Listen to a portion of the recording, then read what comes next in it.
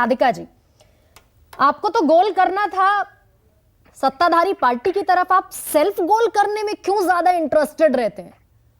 Surjewala 37% vote share को, जो कि मुझे लगता है कि 84 के बाद से अभी तक का मैक्सिमम वोट शेयर है जो किसी पार्टी को मिला, आप राक्षस कह देते हैं बीजेपी के समर्थकों को, उनको वोट देने वाले लोगों को?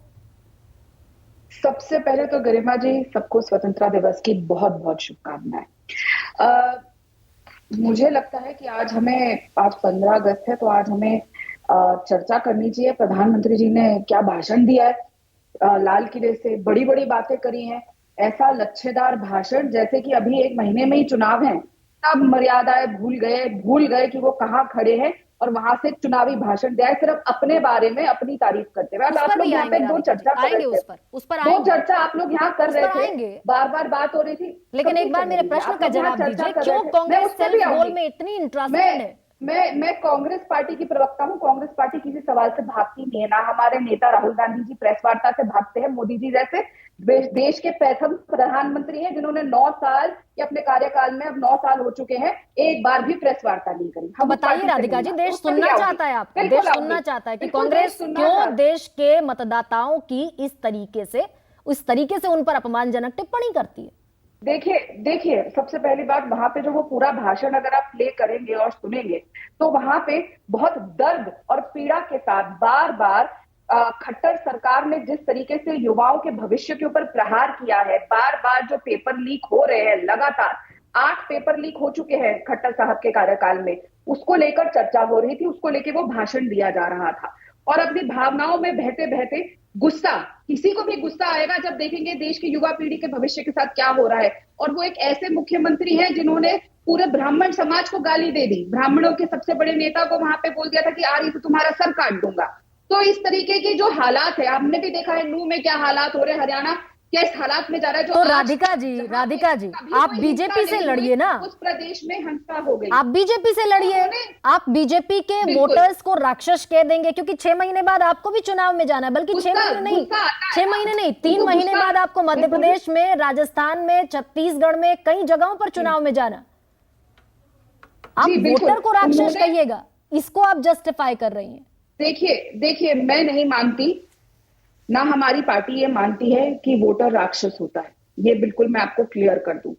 वोटर, हमारी एक नेता वोटर से ही बनता है, एक जनप्रतिनिधि की जो पूंजी होती है वो उसका वोटर ही होता है। लेकिन मैं फिर कहूंगी कि गुस्सा, इतना ज्यादा आक्रोश उस इंसान के अंदर होगा जो युवाओं का भविष्य खत्म होते देख रहे हैं अपने आप। वोटर पर निकालिएगा आपको 10 साल मंत्री रह रहे हैं, तो वो शब्द निकल गए होंगे उनसे। वोटर पर गुस्सा निकालना तो ठीक नहीं है ना। वही वोटर तो आपको भी चुनेगा, क्योंकि इंडिया नाम का गठबंधन बनाया, उसी वोटर से तो उम्मीद कर रहे हैं। लेकिन एक और बात बताइए, बिल्कुल चुनेगा। एक और बात बताइए, स्वतंत्रता दिवस का ये जो मौका है, अवसर है, ये बीजेपी का तो है नहीं, ये तो कांग्रेस का। आप स्वयं कहते हैं कि स्वतंत्रता के लिए बलिदान दिया आपने, आप बायकॉट कर देंगे स्वतंत्रता दिवस के उस मौके को, क्या मैसेज देंगे? किया ये क्या? मुझे लगता है आपका शब्दों का चयन बहुत गलत है गरिमा जी। इसमें बॉयकॉट किसने किया? हमने बहुत क्लैरिटी से बताया कि वो राष्ट्रीय अध्यक्ष है, उनको झंडा लहराना है अपने पार्टी के हेडक्वार्टर में, और वो नहीं पहुंच सकते थे क्योंकि प्रधानमंत्री जी की सुरक्षा की और बढ़ गई है, उनके रास्ते पूरे ब्लॉक हो गए, वो कैसे पहुंच पाते? हमारे कांग्रेस के कार्यालय में भी तिरंगा लहराया जाना था, उन्होंने फ्लैग को अनफॉल करना था, इसीलिए नहीं पहुंच पाए।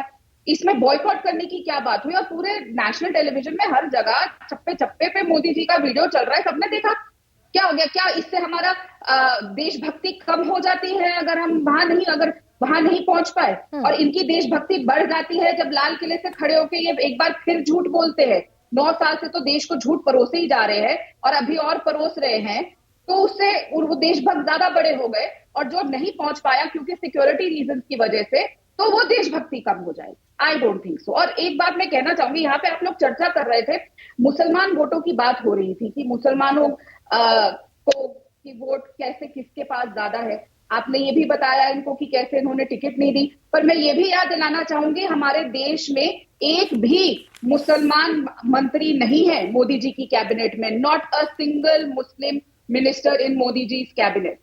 और वही मोदी जी जो जाके भाषण देते हैं अपने कार्यकर्ताओं को और कहते हैं कि मुसलमानों के घर जाओ, उनके साथ चाय पियो, उनसे बातचीत करो, लेकिन खुद के कैबिनेट में एक भी मुसलमान मंत्री नहीं कहता, तो सबका साथ सबका विकास मत करिए। Charity begins at home, Shalmani Tripathi ji, पहले स्वयं की कैबिनेट में इक्वल रिप्रेजेंटेशन दीजिए। अब वापस आते हैं इनके भाषण के ऊपर। मैं मानती हूं कि जिस तरीके से जो ये परिवारवाद शब्द, मेरा परिवार जो आपने शुरुआत करी उस शब्द की, कि प्रधानमंत्री ने कहा मेरे परिवारजन, ऐसा ही दर्द लगने लग गया है वो वर्ड सुन के, क्योंकि ऐसा ही शब्द उन्होंने वो बेटी के लिए बोला था, विनेश, विनेश तुम मेरा परिवार हो।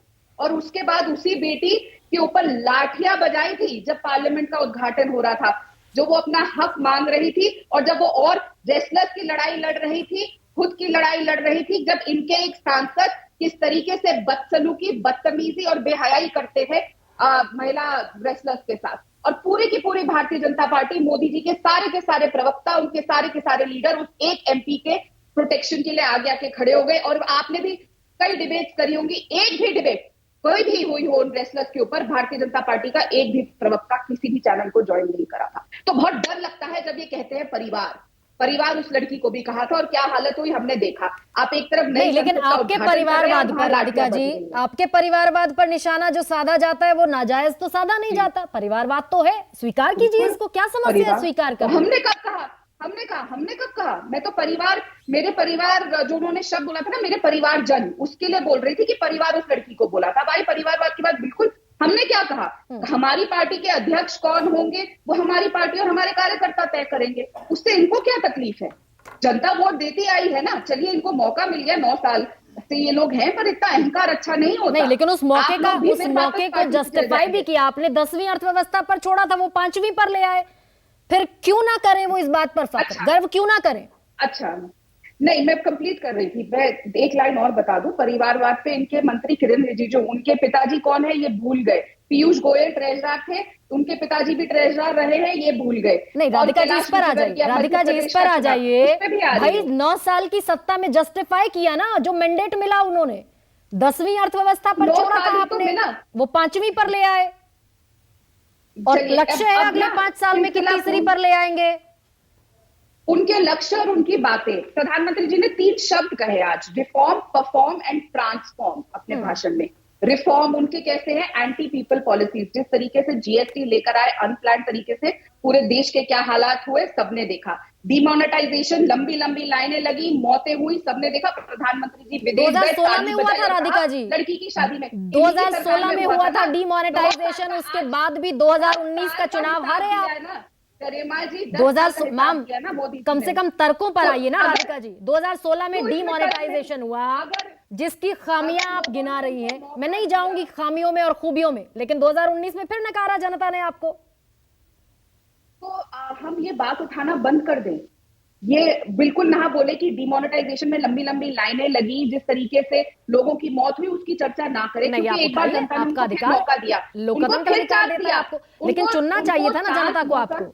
ठीक है, मैं लौटूंगी आपके पास। करने दीजिए, आप कंटिन्यूअसली मेरे बीच में बोलिए गरिमा जी, बाकी कंटिन्यूअसली आप किसी के बीच में नहीं बोली, मुझे मेरी बात बिना टोके कंप्लीट करने दीजिए। सुन रहे हैं राधिका जी, मैंने शलभ जी से भी बिल्कुल, इसीलिए आप, बल्कि शलभ जी से तो प्रश्न पूछे, कैसे आपको लग रहा है कि हाँ, उनकी बात, आप बात कंप्लीट नहीं होने देती हैं। जब मैं बोल रही होती आप बीच में टोकती हैं, मेरे को कंप्लीट करने दीजिए, क्योंकि आधी अधूरी बात जनता तक पहुंचना गलत रहेगा, क्योंकि हमारा भी पूरा हक है एज एन ऑपोजिशन, अगर आपने हमें इनवाइट किया है तो हम पूरी बात कहें। रही बात, मैं फिर बोलूंगी, जैसा आपने कहा कि जनता ने इन्हें मौका दिया, तो जनता ने इनको दूसरी बार भी मौका दिया है।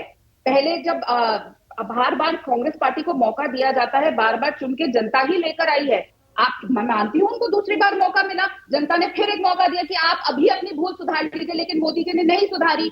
किस तरीके से टमाटर ने देश की जनता के घर को लाल कर दिया है, सब जानते हैं। किस तरीके से महंगाई चरम सीमा पे है, सबने बता दिया। ये कहते हैं कि आप भी जानते हैं कि क्रूड ऑयल कितने सस्ते दाम में रशिया से लिया जाता है, फिर भी विश्व में सबसे ज्यादा महंगा अगर डीजल पेट्रोल है तो वो भारत में है। तो राधिका जी कौन फहरा रहा है इस बार? फिर चलिए 2024 में कौन फहराएगा तिरंगा, बस इतना बताइए। वो तो कह रहे हैं, वो क्लेम कर रहे हैं, ऐलान कर रहे हैं, भाई वही आएंगे लाल किले से उपलब्धियां बताने। आपके यहाँ से कौन तिरंगा फहराएगा? इंडिया जीतेगी, इंडिया अपना नेता तय करेगी और वो इंसान झंडा लहराएगा जो अपनी देश की बेटियों का आवाज बनेगा, जो देश की बेटियों पे लाठियां नहीं चलाएगा जब उनके साथ यौन शोषण होगा। ठीक है। वो इंसान झंडा लहराएगा जो किसानों की मौत का जिम्मेदार नहीं होगा, जिसकी वजह से 800 किसान शहीद नहीं हुए जब वो अपने हक और हकूक की लड़ाई लड़ रहे थे। वो इंसान झंडा लहराएगा जो 3 काले किसान के कानून नहीं लेकर आया। वो इंसान झंडा लहराएगा। ठीक है राधिका जी, हाँ, सौगात इस देश को देगा। इंडिया जीतेगा, इंडिया जीतेगा।